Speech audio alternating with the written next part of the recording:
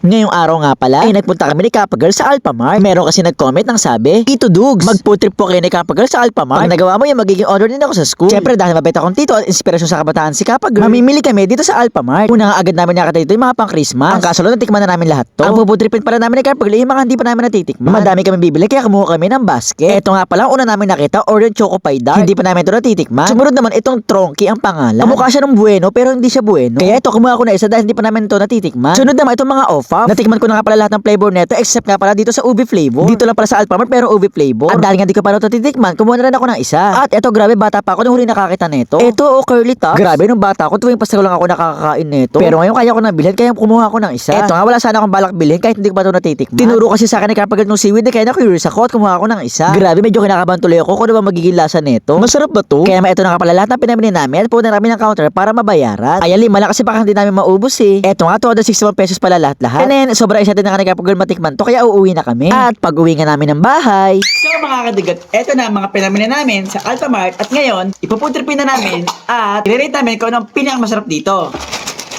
So, lahat to ay first time lang namin matitikman. Kaya unahin namin ay itong Orion Choco Pie. Sa buong buhay ko, first time lang ito matitikman.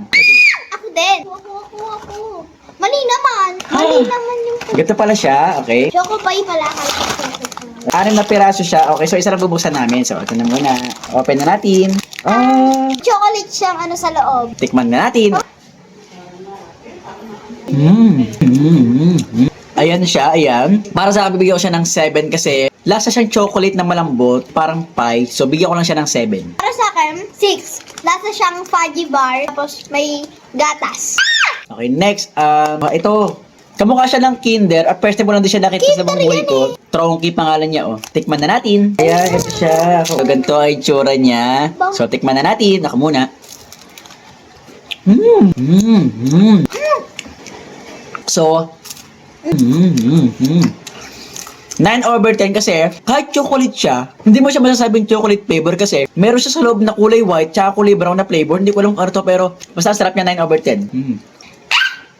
Para sa akin naman, 10 out of 10. Kalasa niya yung loob niya, kalasa yung feeling nung nasa ano ng Kinder egg. Yun, kalasa niya, tapos kalasa niya yung bueno. Okay, next. At ito naman, awful ube flavor. Matagal na ako nakakatikim nito pero chocolate flavor lang tsaka orange. Ngayon, sa buong buhay ko, first time ko lang makakatikim ng ube flavor. So, buksan na natin. Mango? Bukan na iyo. Ito siya, ube flavor. Ito na yung awful. Kakainin na namin. Ang lambot niya sa labas, may marshmallow. Para sa mga ube lover, 10/10 to. Pero dahil hindi ba ako ube lover, 6/10 lang pero masarap naman siya. Same kami, 6 out of 10. Ang gusto ko lang ay chocolate na flavor. Ako dahil gusto ko rin chocolate flavor na awful lang. Next, ito. Grabe. Bata pa ako nung huli akong nakatikim nito. Curly tops. Ayan, ganito ang itsura niya. Parang ribbon. So, buksan na natin. Oh. Kamukha niya yung ano, yung flat tops. Oh, magkamukha sila dahil sila dati talagang magkalaban dati. Ayan. Kalasa niya yung flat tops. Ang lasa niya kasi guys, hindi nakakasawa. Yung pagkakain mo, hindi mo bagit malalasahin yung tamis. Kailangan mo nang ngayon ng maraming beses. Pero hindi siya nakakasawa. So, 10/10. Para sa akin naman, 9 out of 10. Tamis kasi siya. Last, sa buong buhay ko, first time pala makakatikim nitong seaweed, pang Korea. Hindi ko alam na may Korean product pala sa Alphamart. So, tikman na natin. Nakatime ka naman ito. Ito na. Ganito yung itsura niya. May ano siya? Isda? Okay, tikman na natin.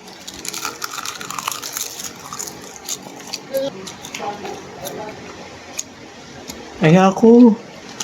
Kasi hindi siya masarap kapag pinapapak lang siya. Kailangan may ano. Diba, may kanin, may century, ganun yung mga Ah. noodles. Ganun kaya, kasi diba nga, puro noodles sa Korea. So guys, hindi ko siya trip. Siguro dahil walang kasama. So bigyan ko siya ng 2/10.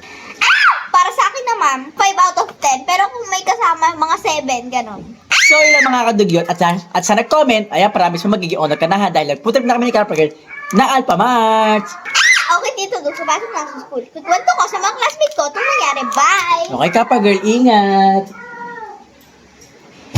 Guys, ano yun?